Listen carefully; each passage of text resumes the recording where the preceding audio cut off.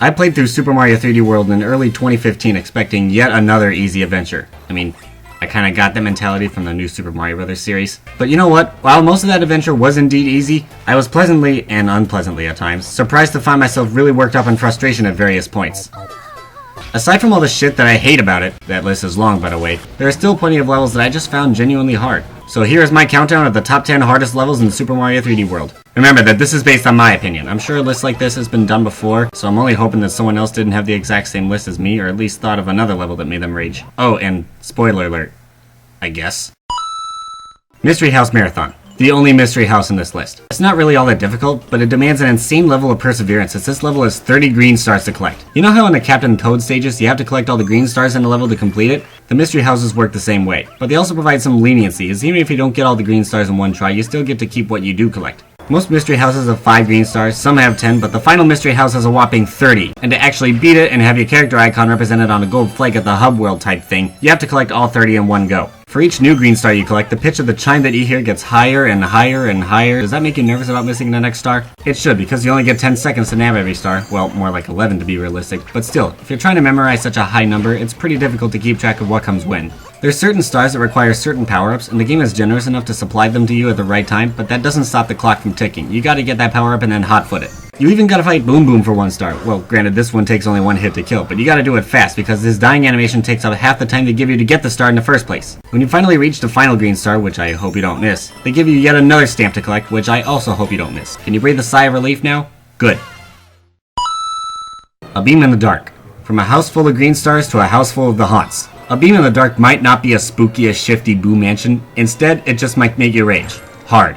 First of all, the name doesn't lie. It's dark in here, so you should probably grab a light box. But I've never understood how these guys can see where they're going when they're wearing these things. The light box can be used to exterminate boos and peepas. Sounds cool, right? Well, that's the problem. There are boos and peepas everywhere. There are also parabones, which are unaffected by the light. The good majority of the level involves you riding this little circular platform, which travels slowly by the way, enabling you to momentarily hop over to the side to stomp on that switch hiding a stamp, which only works if you're Luigi. Hintity hint hint. The peepas and the parabones are a constant distraction. You have no time to eliminate them all, especially the parabones, which you can't get rid of for good unless you're invincible for whatever reason, or you stomp on them at the right moment and have them fall off the course. There's a mystery box hidden in the section where the spinning platform moves much faster than usual, which makes me question momentum and physics in Mario platformers. Luigi should not be jumping that high, nor getting that much hang time. But then they have the nerve to break that spinning platform into that narrow strip in the middle, combined with a vertical-ish row of peepas swaying back and forth and yet another swarm of parabones that will not leave you alone. Did I mention that this level has 0 power-ups? Not that they do shit in this level, because the only thing that works on these guys is the light boxes. But if you're small and out of power-ups, your only form of insurance is a checkpoint.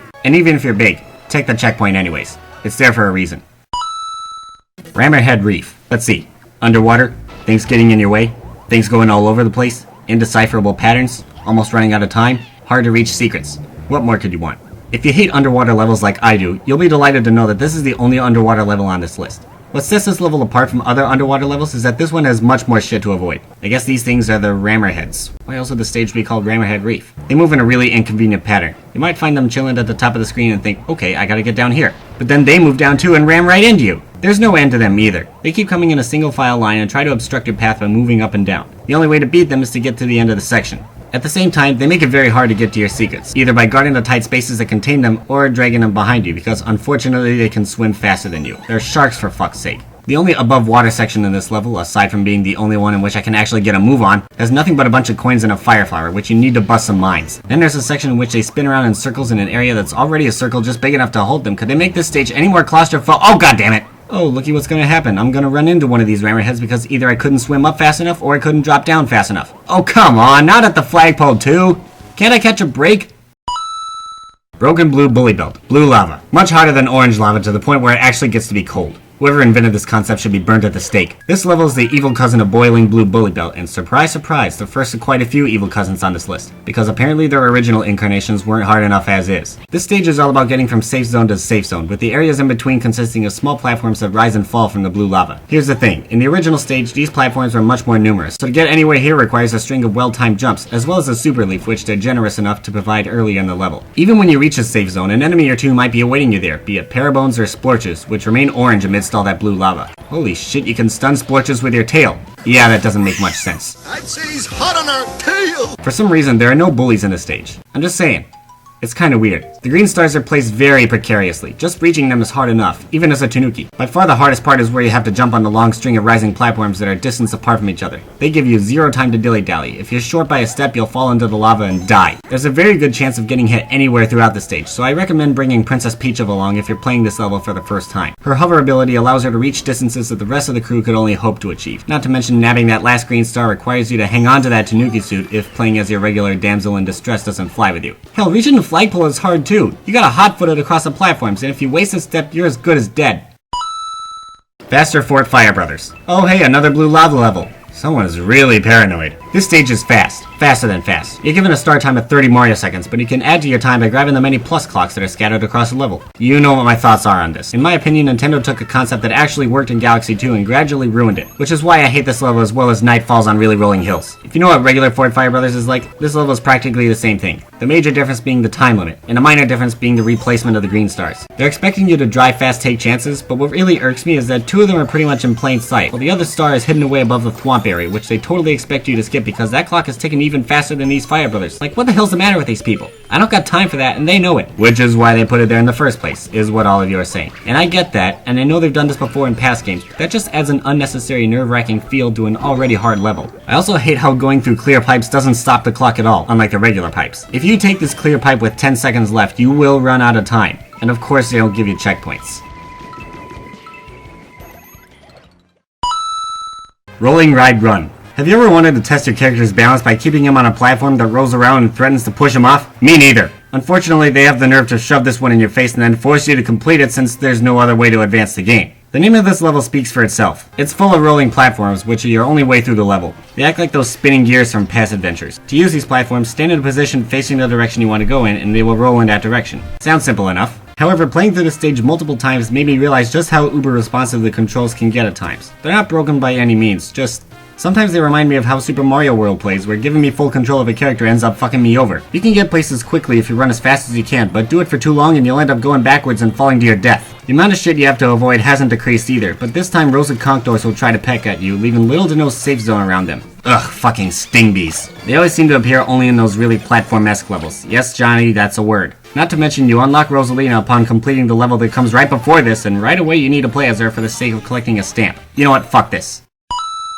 Grumblump Inferno. You wanna know what a Grumblump actually is? It's that big prism thing with the smiley faces. You know, the thing that moves. This level has Splorches, Hammer Brothers, Skip Squeaks, and Fire Piranha Plants. Obviously they pose virtually zero threats to your progress, so let's throw a giant sentient block into a pool of lava so that you'll get the impression that having to knock on wood isn't very pleasant. Not to mention the aforementioned enemies are actually dangerous coupled with this block. Especially this Hammer Brother that guards a stamp, since you're not nearly as free to move around in order to avoid obstacles. The Grumblump comes in two different varieties, either cube-shaped or not. The cube is easier to get around with since all the sides are equally sized, and they're not that big either. And thank Jeebus you get the cube for the majority of the level. But the rectangular prism is where it gets incredibly difficult. I'm looking at the Grumblump at the end of the level, where the two Skip Squeaks hop on either side of you and get in your way when the Grumblump suddenly flips on the longer edge and you have to make a jump for it. And it's not like it's gonna wait for you either. If you mistime your jump when you're on the Grumblump, you're toast.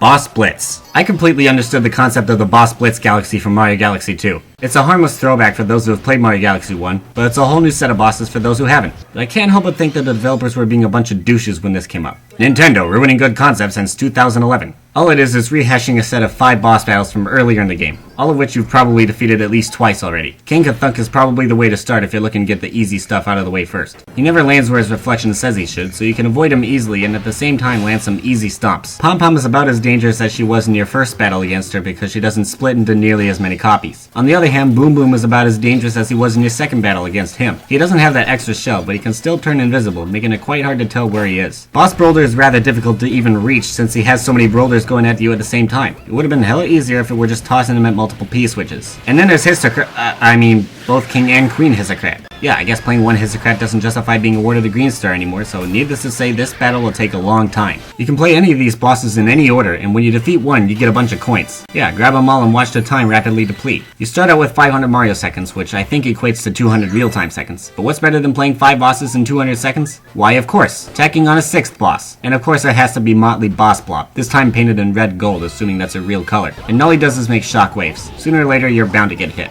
Combined with running around just to get to all of these bosses, defeating them all can legit take up about 500 Mario seconds, and the only plus clock is given to you after the fact. Chances are if you take more than 75 Mario seconds to beat a boss, you're fucked.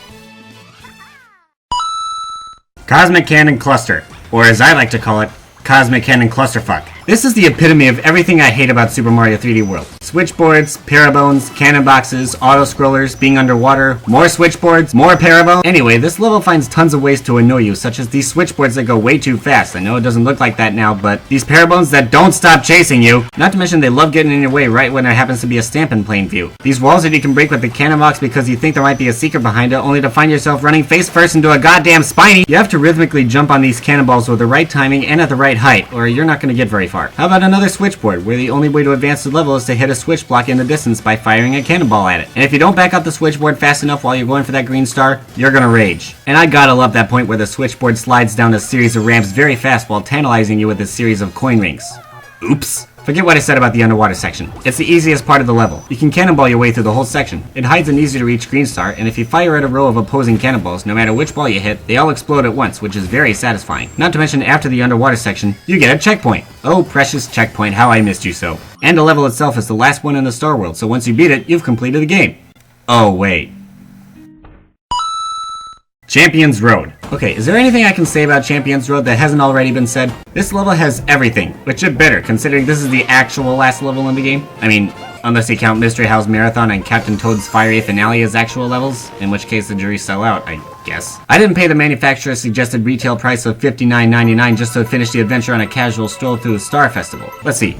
Octogoombas that you can't kill by stomping on them, that shoot out cannonballs, Fire Brothers that are pathetically easy to kill, Charge and Chucks on platforms you can surprisingly dash over, blast blocks, double blast blocks, Magic Koopas floating over platforms that fall if you land on them, a sleeping piranha plant, a shitload of fuzzies which thankfully your sleeping piranha plant can numb on, horned ant troopers breaking the laws of gravity, piranha creepers that you have to rhythmically jump on in order to advance the level, which is a bitch if you're Rosalina, having to swim for it around huge spiked blocks, getting a glimpse of the top of that whole section which it turns out you can't get to unless you have crazy skills with a catsuit, running along an endless series of dash panels, I'm guessing this part's called Mustache Galaxy, and what a perfect time to lock the exit to the next part of the level, because if you can evade all these shockwaves and avoid falling long enough to reach the warp box, you are deemed a super player. Well, the game doesn't do that. I do. If you have ever beaten Champions Road, be it on your first try or your 420th, power-ups used or not, playing as whatever character, consider yourself a super player. For the time being.